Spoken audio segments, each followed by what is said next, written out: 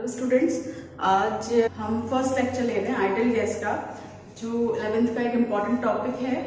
तो इस चैप्टर में हम ideal gas plus real gas दोनों पढ़ने वाले हैं, बट स्टार्टिंग हम आइडियल गैस से करेंगे। तो सबसे पहले जो क्वेश्चन आता है वो ये है कि आइडियल गैस होती क्या है, उसे फीचर्स उसके क्या हैं, और फिर वो किस तरह से हम उसको हमारे जो न्यूमेरिकल्स हैं या फिर हमारी डेली लाइफ है उसमें किस तरीके से हम इसको अप्लाई कर सकते हैं। तो let's start with ideal gas. तो अब अपने जूनियर क्लासेस में पढ़ते हुए आए होंगे कि गैस क्या है। Gas is a phase of matter, और मैटर में आपने पढ़ा होगा कि मैटर जो है वो इसकी 3 फेजेस आपने मेनली पढ़ी है, that is solid, liquid and gas.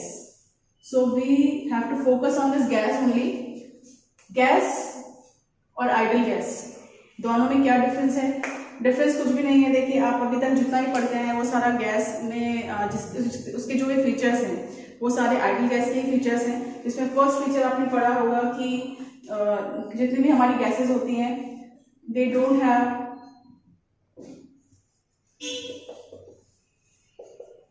Shape and fixed volume,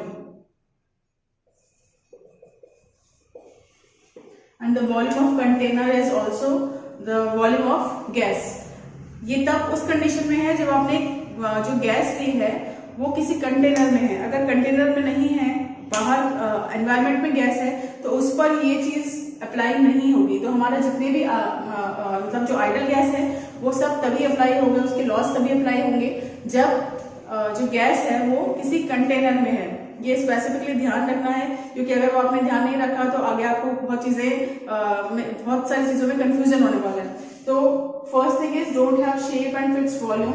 और अगर आपने उसको किसी कंटेनर में रखा है, if you are keeping gas in a container, then the volume of the container is also the volume of that gas. Second, particles don't have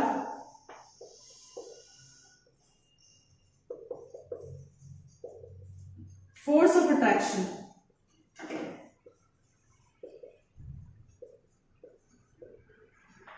means gas particles are far away from each other. एक यहाँ है, दूसरा वहां है, तीसरा वहां है, चौथा यहाँ है, और उनके बीच में कोई भी फोर्स ऑफ अट्रैक्शन नहीं है, ना कोहेसिव ना अडेसिव, कोई सा भी फोर्स ऑफ अट्रैक्शन नहीं है। फोर्स ऑफ अट्रैक्शन नहीं है, इसीलिए वो फ्रीली मूव कर पाते हैं, और इसीलिए हम बोलते हैं डिफ्यूजन, जिसे जो एक हमारा मेजर फिनोमेनन होता है वो इसी कारण से होता है, क्योंकि गैस के पार्टिकल्स जो है उनके बीच में फोर्स ऑफ अट्रैक्शन नहीं होता। इसलिए पार्टिकल्स कम, जहां पर उनकी कॉन्सेंट्रेशन कम है वहां से, जहां ज्यादा है, सॉरी, जहां उनकी कॉन्सेंट्रेशन ज्यादा है वहां से जहां पर कॉन्सेंट्रेशन कम है वहां पर मूव कर पाते हैं। तो second thing is particles don't have force of attraction and they are far away from each other. Third, they have Brownian motion।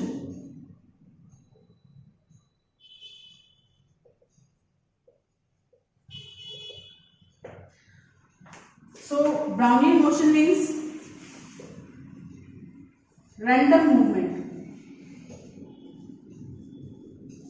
and the meaning of random means they don't have any direction। मतलब कि जो जितने भी gas के particles होंगे वो random movement करेंगे। Random movement का मतलब किस तरीके से होता है ये, सपोज एक पार्टिकल यहाँ है, दूसरा पार्टिकल यहाँ है, अब ये मूव कर रहे हैं, ठीक है, दोनों पास में आए, दोनों के बीच में कोलिजन हुआ तो एक आगे चला गया, दूसरा किसी और डायरेक्शन में चला गया। या सपोज ये इस तरह से मूव कर रहा था, इस तरह से आया और ये फिर इधर की तरफ मुड़ गया और ये इधर की तरफ मुड़ गया, तो ये होता है random movement. Random movement means कोई लीनियर मूवमेंट नहीं है, कोई पर्टिकुलर डायरेक्शन नहीं है, they collide with each other and that movement is random movement, and this procedure is known as this phenomenon is known as Brownian motion। Robert Brown was given, so the name is on the name of him, Brownian motion। Fourth is collision is elastic। देखिए elastic क्या होता है, यहाँ पर elastic किस तरीके से होती है। मान लीजिए कि कोई ऐसा हुआ कि आप इस तरह आगे चल रहे हैं और आपके पीछे कोई पर्टिकुलर पर्सन भागता हुआ आया, भागता हुआ वो आपसे टकराया, तो आपका आपकी जो स्पीड है वो बढ़ जाती है। एक तरह से मान लीजिए कि आपको धक्का लगा और आप थोड़ा आगे चले गए, आपकी काइनेटिक एनर्जी बढ़ गई, बट जो पीछे था वो रुक गया, ठीक है, या फिर उसकी जो काइनेटिक एनर्जी थी वो कम हो गई, या वो जो भागता हुआ आया, इस तरह से बोल सकते हैं कि वो एक इंसान जो भागता हुआ आया वो आपसे टकराया, टकराने के बाद में वो जिस स्पीड से भाग रहा था उसकी स्पीड कम हो गई। क्यों? क्योंकि उसने अपनी स्पीड आपको ट्रांसफर कर दी और आप थोड़ा आगे की तरफ खिसक गए, आपको धक्का लगा और आप आगे की तरफ जाके गिर गए, या जो भी हुआ, बट तो वो है इनइलास्टिक। मतलब क्या हुआ कि जो पीछे वाला जो पर्सन था उसने अपनी स्पीड को आपको ट्रांसफर कर दिया। But in the case of elastic collision का मतलब है कि वो आया, ठीक है, आपसे टकराया और आपकी जो स्पीड थी उसी से आप चलते रहे और वो भी अपनी स्पीड से चल रहे हैं, ठीक है। तो ये है इलास्टिक कोलिजन। इसका मतलब है कि kinetic energy should be same before and after collision. दोनों जो भी टकराए उससे पहले उनकी जो काइनेटिक एनर्जी थी वो ही काइनेटिक एनर्जी बाद में रहेगी, उनकी काइनेटिक एनर्जी में कोई चेंजेस नहीं आएंगे। तो ये है हमारी आइडियल गैस का मेन फीचर कि कोलिजन इज इलास्टिक और उनकी काइनेटिक एनर्जी में कोई डिफरेंस नहीं आता है। दोनों टकराने के पहले एंड कोलिजन के बाद में काइनेटिक एनर्जी सेम रहती है। ये मेन 4 फीचर्स हैं। उसके अलावा होता है प्रेशर, वॉल्यूम, टेम्परेचर, तो वो हम आगे पढ़ने वाले हैं जिनके ऊपर ये गैस डिपेंड करती है।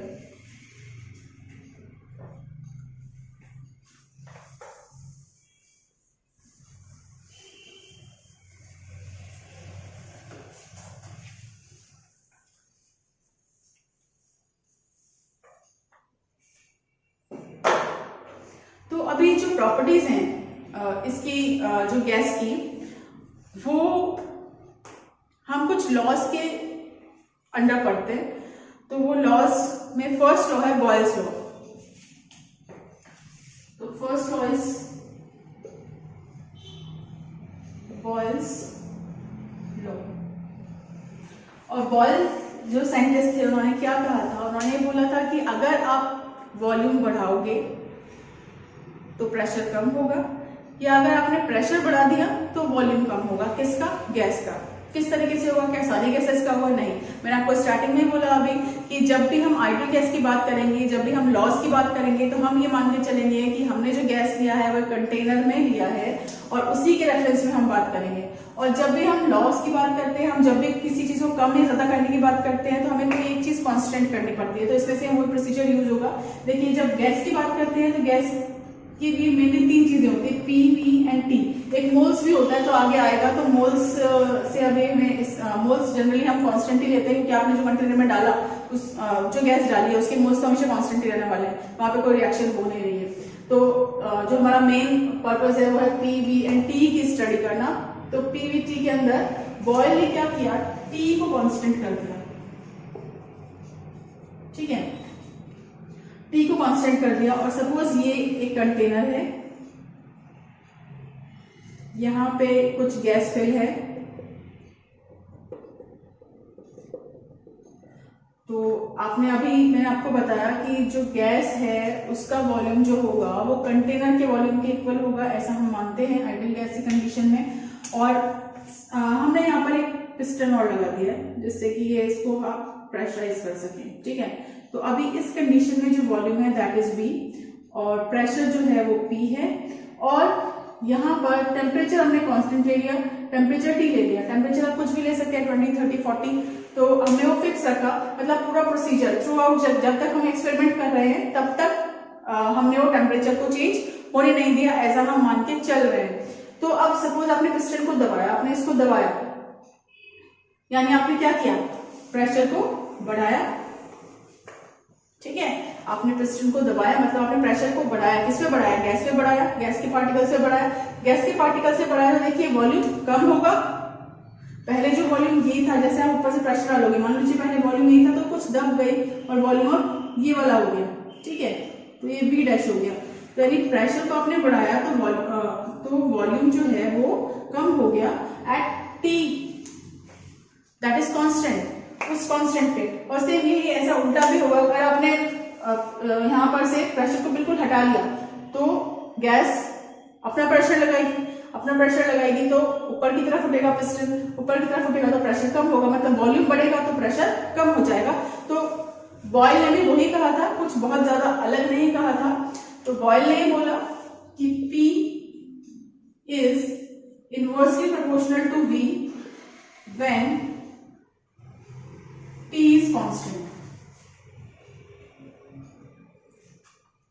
अगर आप इसे इस फॉर्म में कहना चाहें कि लॉ की फॉर्म में कहना चाहें तो हमें बोलेंगे when we take a fixed amount of gas at constant temperature T, in that condition pressure is inversely proportional to V और V is inversely proportional to pressure, जो भी आप चाहें वो बोल सकते हैं। मतलब कहने का मतलब है कि अगर ये बढ़ेगा तो ये कम होगा, ये बढ़ेगा तो ये कम होगा, ठीक है। ये तो हमारा फर्स्ट पॉइंट हो गया इसमें। ये आप इसे ये बोल सकते हैं PV equals to constant. Constant किस तरीके से रहेगा, देखिए अगर आपने सपोज P इंटू वी की सब कोई वैल्यू है, P into V equals to X है, ठीक है। तो अगर आप प्रेशर बढ़ाएंगे, P आपने बढ़ाया तो V कम हो रहा है, तो उस कंडीशन में भी P इंटू वी जो है वो x ही रहेगा। और अगर आपने P को कम किया और V को बढ़ा दिया तो उस कंडीशन में भी P इंटू वी जो है वो x ही रहने वाला है, ऐसा हमारा ये लॉ कहता है, ठीक है। इस चीज को आप ऐसा भी समझ सकते हैं, suppose you have a balloon, आपने बलून लिया, उसको फुलाया, उसमें गैस फिल की। गैस फिल करने के बाद देखिए कि बलून की बाउंड्रीज है ना, मतलब एक कंटेनर मान सकते हैं बलून को। और आपने पहले तो क्या किया, उसका वॉल्यूम बढ़ा दिया, वॉल्यूम बढ़ा दिया, ठीक है, वो बड़ा हो गया। अब उसके ऊपर अभी जो प्रेशर पड़ रहा है वो एटमॉस्फेरिक प्रेशर पड़ रहा है जब आपने वॉल्यूम बढ़ाया तो जो एटमॉस्फेरिक प्रेशर था वो तो कांस्टेंट ही रहने वाला है। जैसे मैं यहाँ पे खड़ी होकर बलून फुला रही हूँ, ठीक है, तो अभी जो बलून के ऊपर प्रेशर है that is P, that is atmospheric pressure, और कोई प्रेशर नहीं है बाहर की जो बाउंड्रीज पे यूं इस तरह से जो लग रहा है बाहर की तरफ, तो वो तो थ्रू आउट कॉन्स्टेंट ही रहने वाला है। टेम्परेचर भी कॉन्स्टेंट है तो आपका वॉल्यूम जो है बढ़ता जा रहा है, बढ़ता जा रहा है, बढ़ता जा रहा है, ठीक है। आपने एक पर्टिकुलर जितना वो आप उसमें गैस फिल कर सकते हो, आपने फिल कर दी, उसको फुला लिया। उसके बाद में अब क्या किया, हमने बाहर से प्रेशर यूं लगाना स्टार्ट किया, यूं लगाना स्टार्ट किया, तो क्या होगा, धीरे धीरे जैसे जैसे प्रेशर बढ़ेगा, जैसे जैसे प्रेशर बढ़ेगा वैसे वैसे वॉल्यूम थोड़ा सा एडजस्ट होता जाएगा, एडजस्ट होता जाएगा, होता जाएगा। अब क्योंकि हमने बलून की बात कर रहे हैं, बलून जो है उसकी जो वॉल्स हैं वो फट सकती हैं, रप्चर हो सकती हैं, तो हमको वहां रप्चर तक नहीं जाना है क्योंकि फिर वो अलग से पार्ट आ जाता है थर्मोडायनेमिक्स का। तो फिलहाल हमें बस इतना ही देना है कि अगर आपने थोड़ा सा प्रेशर लगाया तो वो एडजस्ट हो जाता है और वॉल्यूम आप थोड़ा बहुत कम कर सकते हो। या सेम वही चीज आप सिलेंडर में देखिए, सिलेंडर के अंदर आपने सपोज यूं दबाया पिस्टन को जब आप यूं दबाते हो तो थोड़ा सा वॉल्यूम एडजस्ट होता है और पार्टिकल्स पास पास आ जाते हैं। पार्टिकल्स पास पास आने के बाद में रहती वो गैस ही है उस कंडीशन में भी, लेकिन पार्टिकल्स पास पास आ गए तो वॉल्यूम आपका कम हो गया क्योंकि आपने प्रेशर को बढ़ा दिया। तो ये वाली बात जो है ये वही बात कहना चाह रहे हैं। तो बॉयल्स लॉ क्या बोलता है, बॉयल्स लॉ ने बोला कि P is inversely proportional to V when T is constant for a fixed amount of gas। अब इसे कुछ ग्राफ हैं जो बहुत ही इंपॉर्टेंट हैं।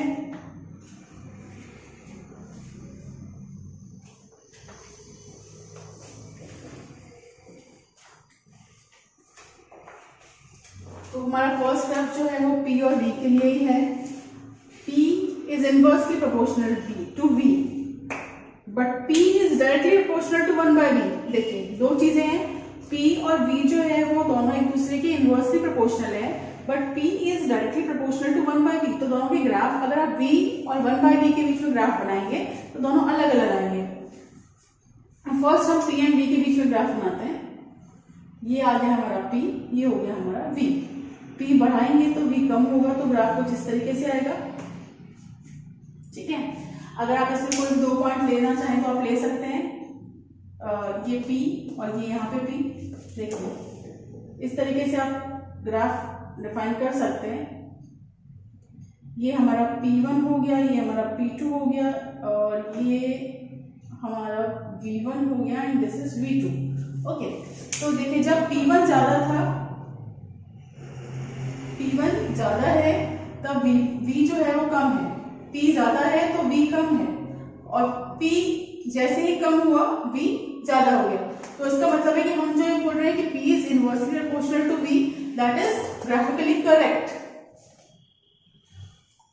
ये हमारा फर्स्ट ग्राफ है। सेकेंड ग्राफ अगर आप बनाना चाहें तो P और 1/V के रेफरेंस में बना सकते हैं। P and 1/V both are directly proportional. Directly proportional means P बढ़ेगा तो V 1/V भी बढ़ेगा, और आप इसे मैथमेटिकली करके भी देख सकते हैं अपने नोटबुक के अंदर। P और 1/V को आपको समझ में आ जाएगा किस तरीके से ये होता है। नहीं तो मैथमेटिक्स में आपने ये जो ग्राफ ओरिजिन से जो बनता है उसकी इक्वेशन आपने पढ़ी होगी, तो उसके थ्रू भी आप समझ सकते हैं। अगर आप मैथ्स के हैं, अगर आप बायो के हैं, तो उस कंडीशन में आप ये मैथमेटिकली प्रूफ कर सकते हैं। आप P को बढ़ाइए और V को उसी हिसाब से कम कीजिए, तो आपको पता लग जाएगा कि हाँ ऐसा हो रहा है। P और V के बीच में डायरेक्टली प्रोपोर्शनल का साइन आएगा।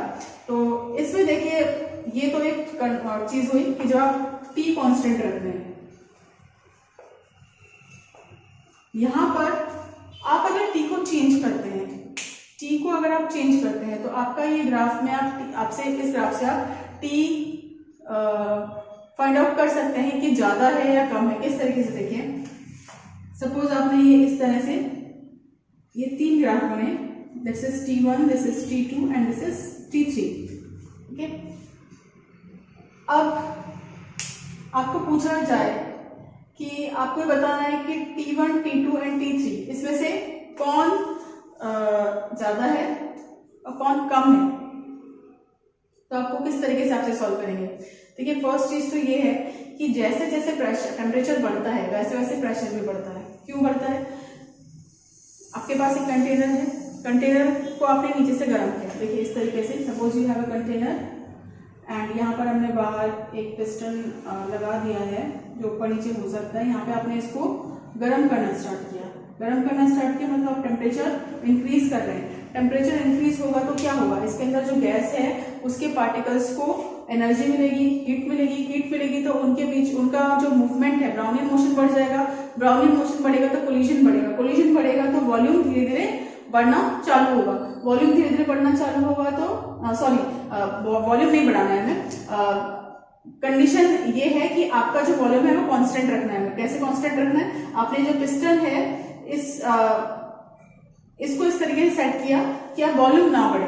ठीक है, वॉल्यूम अगर वॉल्यूम बढ़ेगा तो पिस्टन ऊपर की तरफ उठेगा, तो वो हमें नहीं करना है। अपने पर्टिकुलर प्रेशर वहां पे डाल के रखा है कि ये ऊपर ना जाए। तो इस कंडीशन में क्या होगा, जो पार्टिकल्स हैं वो आपस में टकराएंगे और वो प्रेशर कहाँ लगाएंगे, वो यहाँ पे इसकी वॉल्स पर प्रेशर लगाएंगे, मतलब प्रेशर बढ़ेगा। तो आप ये बोल सकते हैं कि अगर प्रेशर बढ़ेगा तो टेम्परेचर बढ़ेगा। यहाँ तक अगर आपको बात समझ में आ गई तो फिर ये इसको सॉल्व करने में कोई बहुत बड़ी प्रॉब्लम होनी नहीं चाहिए। क्यों? क्योंकि प्रेशर बढ़ेगा तो टेम्परेचर भी बढ़ता चला जाएगा। तो इस कंडीशन में अगर आपको ये बोला जाए कि T1, T2 और T3 में से कौन सबसे ज्यादा है, तो देखिए प्रेशर किसका सबसे ज्यादा है?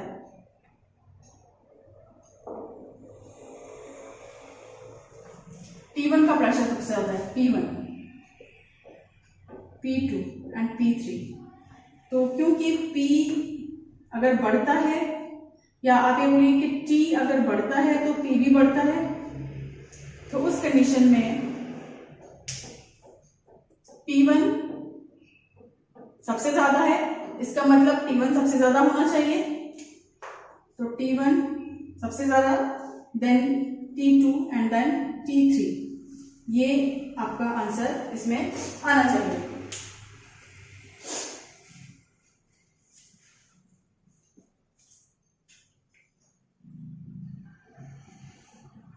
तो ये हमारा बॉयल्स लॉ था। बॉयल्स लॉ के 3 ग्राफ थे, 2 ग्राफ थे। एक ग्राफ मैं आपको बीच में बता दिया है कि इस तरीके से बनता है।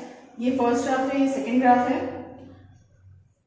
उसके बाद एक ग्राफ और आता है इसका Pv equals to constant. Pv equals to constant का ग्राफ किस तरीके से बनता है देखिए,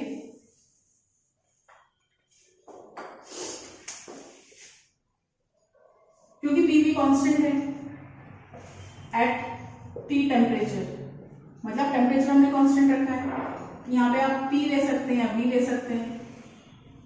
तो ये इस तरीके से बनेगा। क्यों बनेगा? क्योंकि आपको मैंने अभी यहाँ समझाया कि PV इक्वल्स टू कॉन्स्टेंट है एक्टिव टेम्परेचर पे। जब आपने टेम्परेचर फिक्स कर दिया, अपने अमाउंट जो गैस का है वो फिक्स कर दिया, तो P इंटू वी की जो वैल्यू है अगर वो x है तो आप इन दोनों में से कोई भी एक चीज बढ़ाएंगे तो दूसरी चीज कम हो जाएगी, और जब वो कम हो जाएगी तो x रिमेन्स x। तो जब x रिमेन्स x होगा तो PV की वैल्यू चेंज नहीं होगी। आप यहाँ पर P बढ़ाइए या फिर आप यहाँ P रखिए या V रखिए, कुछ भी रखिए, आप कोई भी एक चीज को बढ़ा रहे हैं या कम कर रहे हैं उससे कोई फर्क नहीं पड़ने वाला है, ये हमेशा कांस्टेंट ही रहने वाला है। तो इसके तीन ग्राफ मेनली बनते हैं, एक ये और एक ये। इसमें टेम्परेचर, इसको आइसोथर्म ग्राफ भी बोलते हैं। आइसोथर्म मींस आपने ये जो एक लाइन खींची है वो एक पर्टिकुलर टेम्परेचर पे ली है, this is on a particular temperature, this is also on a particular temperature, and you have study of pressure on these three different particular temperatures, so the graph is called isotherm.